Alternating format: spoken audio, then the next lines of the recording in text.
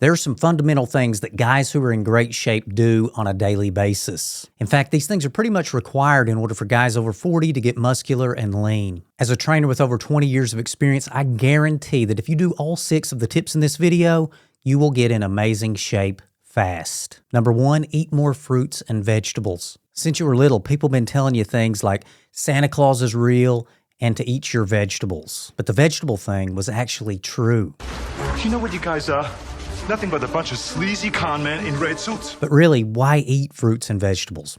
Is it just for your health? No. Here's the key. It's also for your hunger and fullness levels. Because when you have less hunger and more fullness from your meals, you are on the track to the six-pack. The reason fruits and vegetables control your hunger is because they have bulk. They take up room in your stomach. And this is great for making you feel full. And because you feel full, that's going to help you cut back on other high-calorie foods in your diet. In addition, fruits and vegetables, they have very few calories themselves, so you end up burning your fat for fuel and over time, revealing that six-pack. To start out, try adding a fist-sized portion of veggies or fruits like maybe berries, an apple, or an orange to each meal. Number 2, eat enough protein every day. So we all know protein builds muscle, but are there benefits beyond getting an awesome set of pythons? 24 pythons! Actually, yes. Protein is the most satiating macronutrient. Basically, that just means it kills hunger better than carbs or fats. In addition, protein slows the absorption of carbs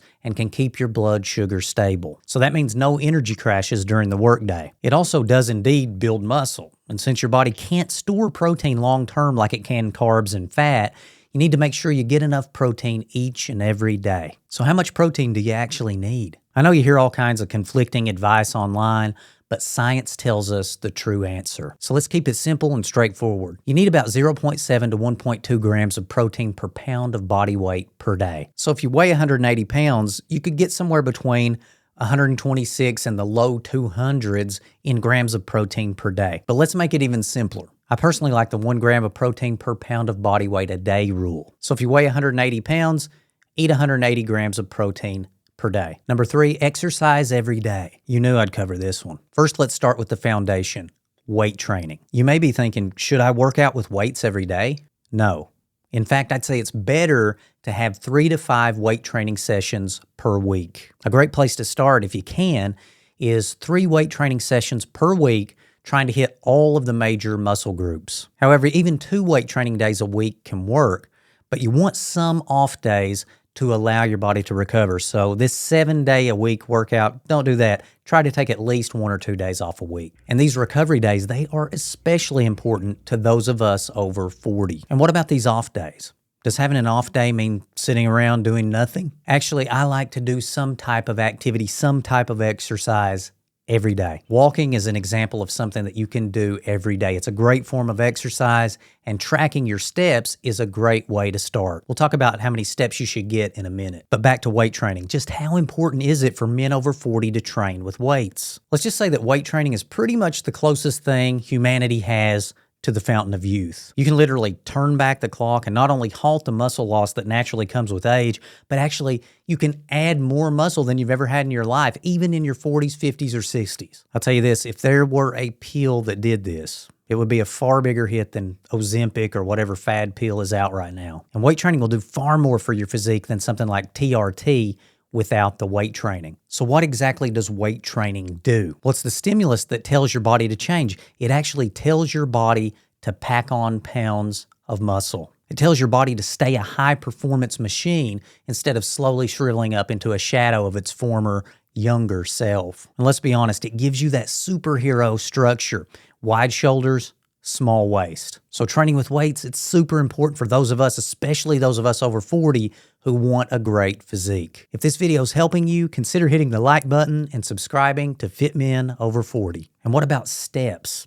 If you do plan to get steps every day, like I suggested, how many should you go for? And why are they important? Well, if you're watching your diet, which we'll talk about next, then steps can help to burn extra calories and thus extra fat. But no matter what the internet gurus try to push on you, don't try to get some arbitrary number like 10,000 steps a day right off the bat. Just try to get more steps than you're getting right now. Little victories, little wins, those give you the confidence to win bigger victories later. When you go too hard, too fast, you're going to burn out. And consistent work over time is what separates the fit people from the people who aren't fit. So the first thing to do is get a tracker and go about your normal day. Most phones now have a built-in step tracker, so you could start there if you have a phone that you carry around with you all the time.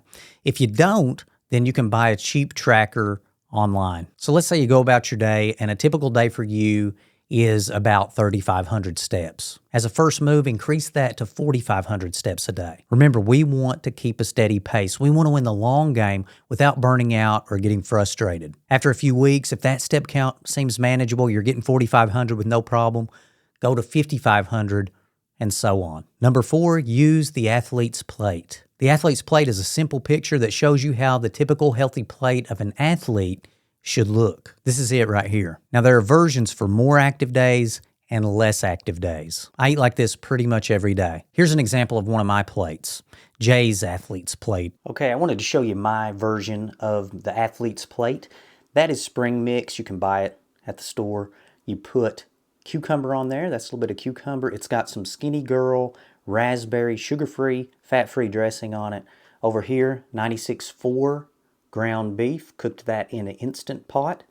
That is a cup of white rice with sriracha on it.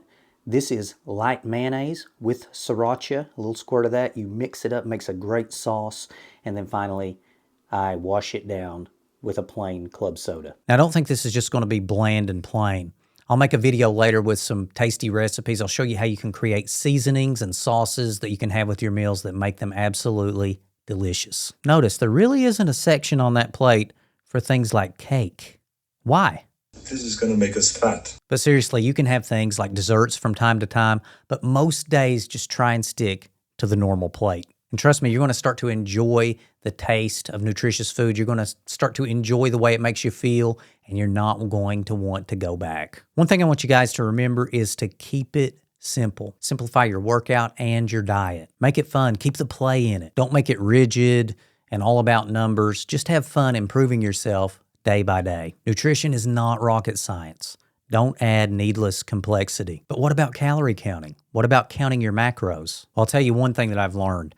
It's far more important to know what healthy eating looks like before you dive into the stress of counting calories and macros. Counting calories, counting macros, that can take the fun out of things, especially if you're just starting out. It takes the play out of it. Counting calories and macros becomes easier with time, but in the same way that you would prepare for a 5K by easy jogging at first, leading up to running further and further until you're ready for the 5K. When you're first learning to get lean and muscular, the athlete's plate teaches you the basics of nutrition, and it's a great place to start. And it might even be all you ever need. Countless bodybuilders and physique enthusiasts, they've used this method to get shredded. So don't think it's for beginners, people who aren't advanced. The whole EAS Body for Life craze in the late 90s, that whole thing was based on fist-sized portions of carbs and protein at each meal. Why? Because it works. Moving on. Number 5, sleep 7 to 9 hours per night. Why should I worry about sleep? I'll sleep when I'm dead. Do me a favor. Don't disturb my friend. He's dead tired. Sleep is absolutely essential for physique athletes and those who want to get in amazing shape. And it becomes even more important for those of us over 40. But I'm just a guy from the Kentucky backwoods. What do I know? Well, the following information is from Mino Hinselmans, and he's Dutch, or from the Netherlands or something, and thus deemed very intelligent. A study by Wang and colleagues showed that sleeping just 1 hour less on weekdays resulted in 83% of subjects' weight loss coming from muscle instead of fat. So just a little bit of sleep deprivation can be very harmful to our fat loss and to our muscle gains. Sleep also increases muscle recovery, decreases chances of injury, recharges the brain, and decreases hunger during the day. So make sure you get a consistent 7 to 9 hours of sleep a night. You can tell you're getting enough sleep if you aren't yawning and tired during the day. On a typical day, you should feel refreshed and energetic. If you don't, try getting a little bit more sleep. Number 6, drink enough water. Oh, so basic. Does this really have to be on the list? Yes. Water, it pretty much helps everything in our body run optimally. But how much water should you consume? I'll get to that. First, let's go over the benefits of getting enough water. Water clears toxins out of the body. It helps metabolize fat. Yeah, buddy! It reduces fluid retention. It keeps you regular.